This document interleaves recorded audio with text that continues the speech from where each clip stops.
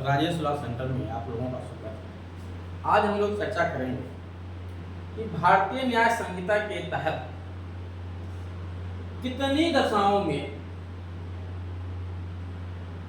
फांसी की सजा का प्रावधान किया गया है यदि किसी महिला के साथ बलात्कार किया जाता है। यदि किसी महिला के साथ बलात्कार किया जाता है तो कितनी दशाएं ऐसी हैं जब किसी व्यक्ति को फांसी की सजा दी जा सकती है। किस कानून के तहत? भारतीय न्याय संहिता के तहत। अगर वो व्यक्ति SC ST है, अनुसूचित जात अनुसूचित जनजाति से महिला बिलोंग करती है, तो उस पर और क्या धाराएं लगेंगी उसका भी जिक्र मैं करूंगा। पॉक्सो की क्या क्या धारा लग सकती है उसका भी जिक्र करूंगा, लेकिन उस पर एक अलग से मैं सेपरेट वीडियो लाऊंगा कि पॉक्सो एक्ट के तहत कितनी दशाओं में किसी व्यक्ति को फांसी की सजा दी जा सकती है। बशर्ते अभी भारतीय न्याय संहिता के तहत जो नया कानून आया है इसमें बलात्कार किए जाने पर कितनी दशाओं में किसी व्यक्ति को फांसी की सजा दी जा सकती है। एक बात मैं पहले बता दूं कि अगर किसी व्यक्ति को कोई भी लीगल इंफॉर्मेशन लेना है, चाहे वो आपराधिक मामला हो, सिविल मामला हो, उत्तराधिकार का कोई मामला हो, कोई भी डिस्प्यूट, तो आप इस दिए गए नंबर पे संपर्क करके अपनी सुविधा अनुसार जानकारी ले सकते हैं। हाँ, उसकी जो रिन्यूअल फीस है वो आपको जमा कर। तो भारतीय न्याय संहिता के तहत जो धाराएं हैं, यहाँ पे देखिए वर्तमान में मैंने 4 धाराएं लिखी है, धारा 70, धारा 71, धारा 66, धारा 65।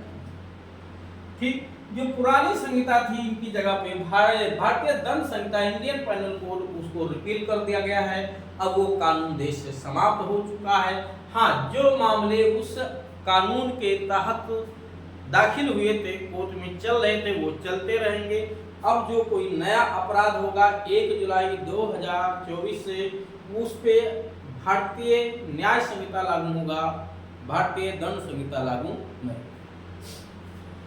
अब ये 4 दशाएं क्या हैं, कब फांसी की सजा दी जा सकती है? तो जब किसी महिला के साथ इन 4 दशाओं में से किसी भी एक दशा में बलात्कार हुआ है यानी रेप हुआ है, तो ऐसे आरोपी को फांसी की सजा दी जा सकती है। कम से कम कितनी सजा दी जाएगी इस पे भी मैं चर्चा करूंगा। आरोपी को जमानत मिलेगी कि नहीं मिलेगी इस पे भी चर्चा करूंगा।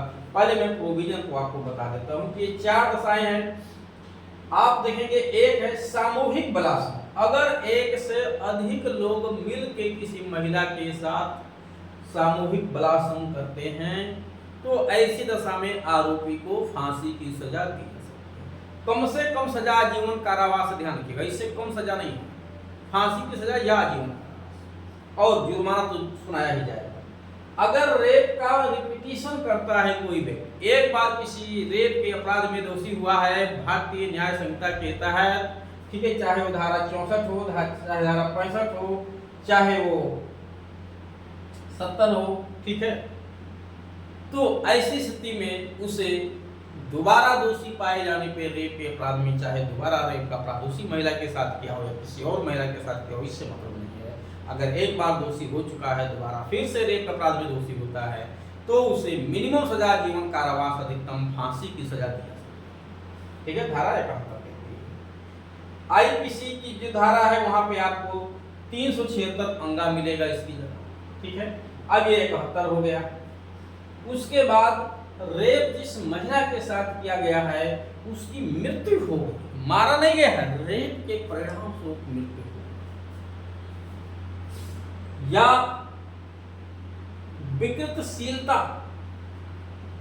उसका मनोदशा जो है बेकार हो गया है, लड़की बेहोश हो गई, कोमा में चली गई है, होश नहीं आ रहा है उसको, ऐसी स्थिति रेप की बन गई है, यानी बहुत ज्यादा उसको जख्म दिया गया होगा, तो वहां पे भी धारा 66 के तहत उसे कम से कम 20 साल का सजा, अधिकतम आजीवन कारावास का सजा दिया जा सकता है।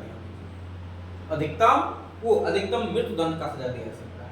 और अगर किसी लड़की की जिसके साथ बलात्कार हुआ उसकी उम्र 12 साल से कम है और उसके साथ बलात्कार किया गया है, तो बलात्कार की डिफिनीशन के तहत बलात्कार हुआ धारा 65(2) कहती है कि ऐसी दशा में ऐसे आरोपी को कम से कम आजीवन 20 साल की सजा और अधिकतम मृत्यु दंड तक की सजा दी जा सकती है, आजीवन कारावास दी जा सकती है। ठीक है, और साथ ही साथ जुर्माने की राशि। तो इन 4 दशाओं में अगर किसी रेप पीड़िता के साथ रेप हुआ है तो आरोपी को अधिकतम मृत्युदंड तक की सजा दी जा सकती है।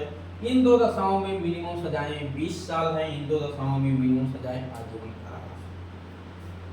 अब बस ये आरोपी को इन धाराओं में तुरंत गिरफ्तार कर लिया जाएगा, ध्यान दीजिए, क्योंकि गंभीर अपराध है। साथ ही साथ उसको बेल जल्दी नहीं मिलेगी, जमानत नहीं मिलेगी, अजमानती अपराध है। और सजा क्या होगी ये मैंने आपको यहाँ पे समझा दिया, क्या क्या सजा मिलेगी। अब ये अलग की बात है, SC/ST के तहत अगर ये अपराध हुआ है तो यहाँ पे SC/ST की धारा 3(2)B भी लगेगी, और पीड़िता को रेप किए जाने पे जो अलग से राहत राशि मिलती है वो भी मिलेगी। और यद्यपि यहाँ भी जुर्माने की राशि भी पीड़िता को दिलाई जाती है, लेकिन राहत राशि भी अलग से दिलाई जाएगी, जुर्माने की राशि को उसे मिलना ही मिलना है। ठीक, अगर महिला की उम्र 18 से कम है तो साथ ही साथ पॉक्सो भी लग जाएगा, पॉक्सो की भी धारा लगाई जाएगी, ध्यान दीजिएगा। तो कब कौन सी धारा लगानी है, किस कंडीशन में क्या धारा लगानी है, इसको जानने के लिए भी आप इस दिए गए नंबर पर जानकारी ले सकते हैं। ठीक, और अगर पॉक्सो की धारा लगी है तो कितनी दशाओं में मृत्युदंड दी जा सकती है, मैं इसके लिए एक अलग से वीडियो लाऊंगा कि पॉक्सो की धारा लगने पे कितनी दशाओं में किसी व्यक्ति को फांसी की सजा दी जा सकती है रेप के जाने पे। तो उम्मीद है कि ये आप लोगों को जरूर समझ में आया होगा। और कोई भी समस्या आपकी रह जाती है, ठीक है, कुछ लोगों का कहना ये होता है कभी कभी कि सर आप सारी बात इस वीडियो में नहीं बताए, कुछ बात छूट गई है तो मैं बता दूं। इस सब बातें बताना पॉसिबल भी नहीं है, कुछ ना कुछ बातें छूट भी जाती हैं। इसीलिए मैं आपको अल्टरनेट व्यवस्था दिया हूँ कि आप इस नंबर पर संपर्क करके अपनी सुविधानुसार जानकारी भी ले सकते हैं।